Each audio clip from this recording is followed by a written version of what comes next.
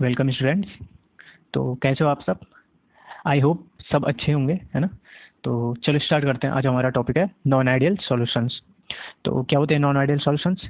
वो सॉल्यूशंस जो Raoult's law को फॉलो नहीं करते हैं over the entire range of concentration. Over the entire range of concentration मतलब कितना भी सॉल्वेंट या सॉल्यूट आप ले लो, ओके, तो वो राउल्स लॉ को फॉलो फिर भी नहीं करेगा। तो जो राउल्स लॉ को फॉलो करे वो आइडियल सॉल्यूशन, और जो नहीं करे वो नॉन आइडियल सॉल्यूशंस। ओके, तो आइडियल सॉल्यूशन तो हो चुका है, ये अब नॉन आइडियल सॉल्यूशन कर रहे हैं हम। तो ठीक है, राउल्स लॉ क्या था? राउल्स लॉ ये था कि जैसे कोई सॉल्यूशन है, उसमें कंपोनेंट्स हैं, ओके, तो किसी एक कंपोनेंट का जो पार्शियल प्रेशर होगा सॉल्यूशन के ऊपर वो कितना होगा? P is equal to P naught into उसका मोल फ्रैक्शन, है ना। तो ये राउल्स लॉ है। पर अगर ये फॉलो ना हो तो फिर वो नॉन आइडियल सॉल्यूशन होगा। ओके, तो सपोज हमारे पास दो कंपोनेंट है ए और बी सॉल्यूशन में, तो देखो फिर राउल्स लॉ को फॉलो नहीं होगा। ओके, जो पार्शियल प्रेशर ए है वो राउल्स लॉ के तहत नहीं होगा। सेम वैसी पीबी का भी नहीं होगा। ओके, तो फिर जो डेल्टन लॉ है कि जो टोटल प्रेशर लगेगा सॉल्यूशन के ऊपर वो कंपोनेंट के इंडिविजुअल प्रेशर के प्लस होगा। ओके, ये तो फिर ये भी नहीं होगा, ये भी not equal to Raoult's law होगा। ओके, तो यह आया समझ में? देखो, और राउल्स लॉ में क्या था? Volume of mixing, volume on mixing वो जीरो होगा। ये राउल्स लॉ में था, आइडियल सॉल्यूशन में था। पर क्योंकि यहाँ राउल्स लॉ को फॉलो नहीं करना है तो ये भी नहीं होगा। ओके, ये आगे बताऊंगा क्यों नहीं होता है और क्यों होता है, क्यों नहीं होता है। ओके, और सेम हीट ऑन मिक्सिंग भी इज इक्वल टू जीरो नहीं होती है यहाँ, तो ये भी आगे बताऊंगा। ओके, तो देखो types of non ideal solution, जैसे अभी बताया कि जो राउल्स लॉ ने प्रिडिक्ट किया है सॉल्यूशन के ऊपर जो प्रेशर, ओके, वो यहाँ नहीं होगा नॉन आइडियल सॉल्यूशन में। इसका मतलब जो प्रेशर होगा या तो वो ज़्यादा होगा या तो वो कम होगा, ओवरऑल प्रेशर। ओके, तो फिर अगर ये नहीं होगा तो या तो ये ज़्यादा होगा या तो ये कम होगा। तो यही दो फिर टाइप्स बनते हैं नॉन आइडियल सॉल्यूशन में। ओके, तो फर्स्ट है non ideal solution showing positive deviation from Raoult's law. Positive deviation मतलब जो P A plus P B है ये ग्रेटर देन है जो राउल्स ने क्या किया है? प्रिडिक्ट किया है। ओके, और दूसरा है negative deviation from Raoult's law. तो जो एक्चुअल प्रेशर बन रहा है, टोटल एक्चुअल प्रेशर बन रहा है वो क्या है? लेस देन है जो राउल्स लॉ के द्वारा प्रिडिक्ट किया गया है। ओके, तो हम देखते हैं, पहला देखते हैं non ideal solution showing positive deviation. अब देखो सपोज जो सॉल्यूशन है उसमें दो कंपोनेंट है ए और बी। ओके, तो जो ए के मॉलिक्यूल्स होंगे वो किसी बॉन्ड से आपस में जुड़े होंगे, वैसे बी के जो मॉलिक्यूल्स होंगे वो भी किसी बॉन्ड से आपस में जुड़े होंगे। तो अब जब सॉल्यूशन बनेगा तो फिर ए भी बनेगा, है ना, बनेगा। तो जो ये नया बॉन्ड होता है पॉजिटिव डिविएशन में, ये जो फर्स्ट बॉन्ड थे ना, जो एग्जिस्टिंग बॉन्ड थे पहले, उनसे क्या होता है? वीक होता है। ओके, तो वीक होता है जो नया बॉन्ड बनता है। तो उस कारण क्या होता है? जो सॉल्यूशन में जब ए भी बनता है ना, ओके, तो ये आसानी से क्या कर जाते हैं, क्योंकि वीक बॉन्ड होता है तो आसानी से टूट भी जाएगा, तो आसानी से टूटेगा भी, तो फिर आसानी से जो मॉलिक्यूल्स होंगे वो आसानी से वेपर्स में चेंज हो जाएंगे, होंगे ना, आसानी से बॉन्ड टूटेगा तो उतनी ईजिली ये इवेपोरेट करेंगे, और इवेपोरेट करेंगे तो वेपर फेस में फिर हमारे पास अगर ये सॉल्यूशन है तो वेपर फेस में फिर हमारे पास ज़्यादा क्या होंगे? वेपर होंगे, मॉलिक्यूल्स होंगे। ओके, तो जितने ज़्यादा वेपर्स होंगे उतना ज़्यादा हम फिर सॉल्यूशन के ऊपर प्रेशर लगेगा। ओके, तो अगर ज़्यादा प्रेशर लगेगा तो इंडिविजुअली भी ज़्यादा लगेगा, है ना, तो ये इंडिविजुअली भी ज़्यादा लगेगा, है ना, पी ए और पी बी का जो राउल्स लॉ का प्रिडिक्ट जो प्रेशर है पार्शियल प्रेशर उससे ज़्यादा होगा। तो फिर जो टोटल प्रेशर होगा, एक्चुअल जो प्रेशर होगा वो भी फिर प्रिडिक्टेड जो है उससे ज़्यादा होगा। ओके, ये हो गया। अब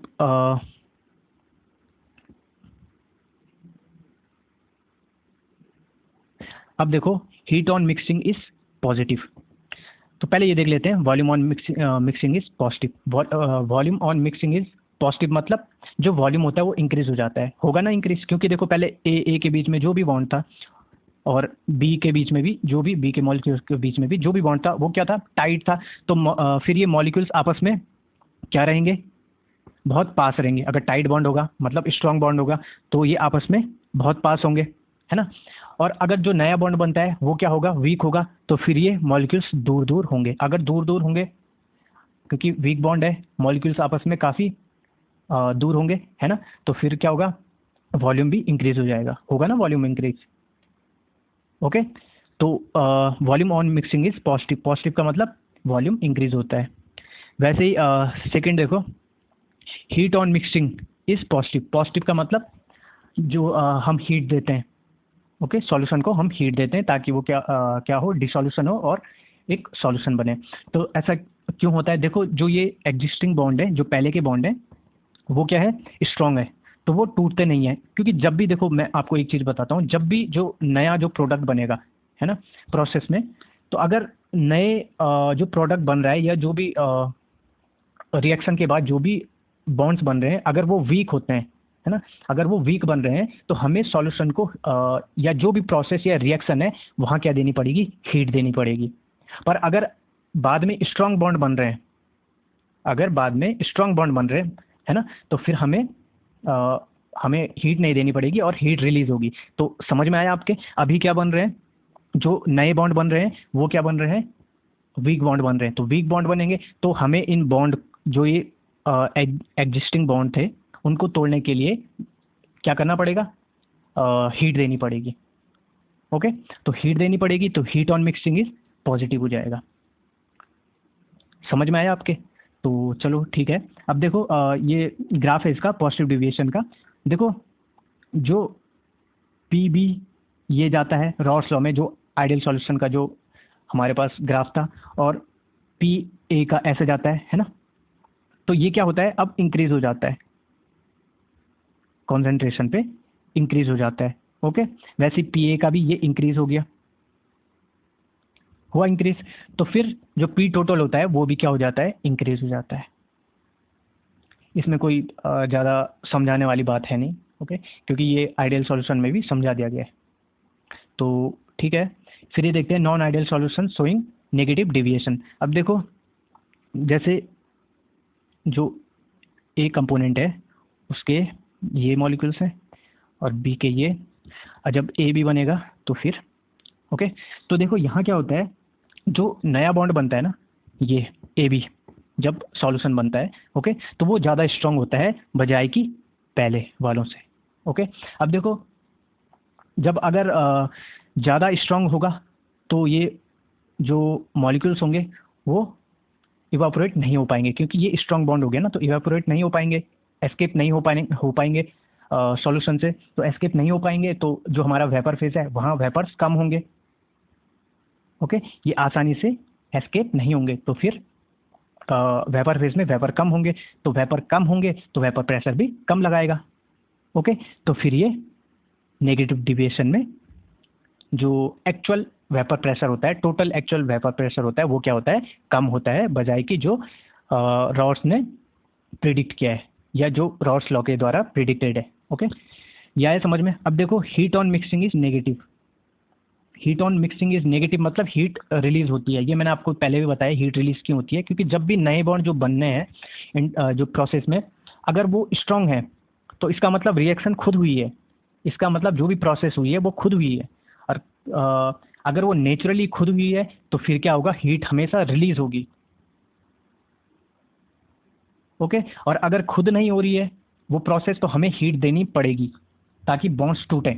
और यहाँ बॉन्ड्स क्या होते हैं, जब भी नए बॉन्ड स्ट्रांग बनने हैं तो जो बॉन्ड्स होते हैं एग्जिस्टिंग बॉन्ड वो खुद टूटते हैं, और जो नए बॉन्ड बनते हैं वो स्ट्रांग बनते हैं और हीट रिलीज होती है। तो डिसॉल्यूशन की प्रोसेस क्या होती है यहाँ, वो खुद होती है और एक्सोथर्मिक होती है। एक्सोथर्मिक मतलब हीट रिलीज करती है। समझ में आया। सेकंड है volume on mixing is negative. तो volume on mixing is negative का मतलब क्या है, जो वॉल्यूम होता है वो क्या हो जाता है, डिक्रीज हो जाता है। वो डिक्रीज क्यों होता है, देखो पहले क्या थे, हमारे पास वीक बॉन्ड थे। ओके, ये वीक बॉन्ड थे, मॉलिक्यूल्स के आपस में, और अब क्या हो गया, स्ट्रांग हो गए। तो अब स्ट्रांग हो गए तो ये आपस में ज़्यादा क्या होंगे, पास होंगे। ओके, ज़्यादा पास होंगे। और अगर ये ज़्यादा पास होंगे अब, तो फिर क्या होगा, पूरा जो हमारे पास वॉल्यूम होगा वो भी क्या हो जाएगा, कम हो जाएगा, क्योंकि मॉलिक्यूल्स तो आप जो सॉल्यूशन है उसमें मॉलिक्यूल्स तो उतने ही होंगे, होंगे ना। तो अगर मॉलिक्यूल्स उतने ही होंगे तो फिर बॉन्ड भी उतने ही बनेंगे। अगर बॉन्ड उतने ही बनेंगे तो पहले क्या था, वीक बॉन्ड थे तो मॉलिक्यूल्स आपस में दूर थे, पर अब क्या हो गया, सॉल्यूशन बनने के बाद बॉन्ड्स स्ट्रांग हो गए। अगर बॉन्ड स्ट्रांग हो गए तो फिर वो आपस में ज़्यादा टाइटली बॉन्डेड होंगे। ओके, तो ज़्यादा टाइटली बॉन्डेड होंगे तो फिर सॉल्यूशन का जो वॉल्यूम होगा वो अपने आप डिक्रीज हो जाएगा। ओके, तो इसलिए volume on mixing is negative होता है। तो आया समझ में। तो फिर ये ग्राफ है, मोल फ्रैक्शन ये है, वेपर प्रेशर ये है। तो मोल फ्रैक्शन इंक्रीज होगा, वेपर प्रेशर भी इंक्रीज होगा। पर यहाँ क्या है, जो जो एक्चुअल टोटल वेपर प्रेशर है वो कम हो जाता है, और जो पार्शियल वेपर प्रेशर है वो भी कम हो जाते हैं। ओके, तो वो अभी आपने देखा कि कम क्यों होते हैं, है ना। तो फिर ये कम होते हैं तो ये फिर ग्राफ तो नीचे जाएगा, है ना, ये नीचे जाएगा, फिर टोटल भी कम होगा। देखो कम, दोनों का कम क्यों होता है, दोनों का कम इसलिए होता है क्योंकि दोनों आपस में बॉन्ड बनाए हुए हैं ना।